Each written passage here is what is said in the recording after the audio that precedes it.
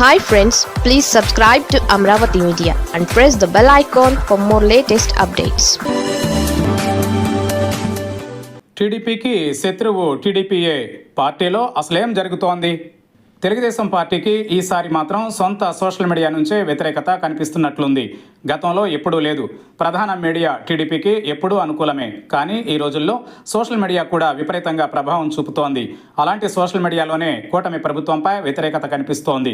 ఎందుకంటే ప్రత్యర్థి social media నుంచి విమర్శలు వస్తే పెద్దగా ఎవరూ పట్టించుకోరు. కానీ సొంత పార్టీకి చెందిన కార్యకర్తలు సోషల్ మీడియాలో పాలనలో లోపాలు ఎత్తి చూపడం, తర్వాత చర్యలు తీసుకోవడం చూస్తూ ఉంటే పాలనపై నాయకత్వానికి పట్టు లేకుండా పోతున్నట్లుంది. ఉదాహరణకు ఒక అధికారిని నియామకం విషయంలో టీడీపీ సోషల్ మీడియా తీవ్రంగా వ్యతిరేకించింది. గతంలో వైసీపీ ప్రభుత్వంలో అనుకూలంగా వ్యవహరించి ఆ అధికారికి తిరిగి మంచి పోస్ట్ ఇవ్వడాన్ని తప్పుపడుతూ సోషల్ మీడియాలో సొంత కార్యకర్తలే చీల్చి చెండాడారు. టీడీఆర్ బాండ్ల కుంభకోణంలో వైసీపీలో ప్రధాన భూమిక పోషించిన అధికారిని రెరా అధికారిగా నియమించడాన్ని తప్పుపడుతూ పెద్ద ఎత్తున టీడీపీ సోషల్ మీడియాలో పోస్టులు కనిపించాయి. దీంతో కూటమి ప్రభుత్వం దిగివచ్చి ఆమె నియామకాన్ని రద్దు చేయాల్సి వచ్చింది.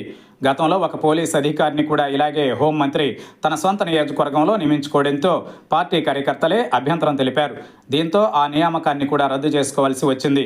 ఇక గత వైసీపీ పాలనలో ఏబీ వెంకటేశ్వరరావును ఇబ్బంది పెట్టిన వారికి కూడా పెద్దపీట వేస్తున్నారంటూ టీడీపీ సోషల్ మీడియాలో దుమ్మెత్తిపోస్తున్నారు.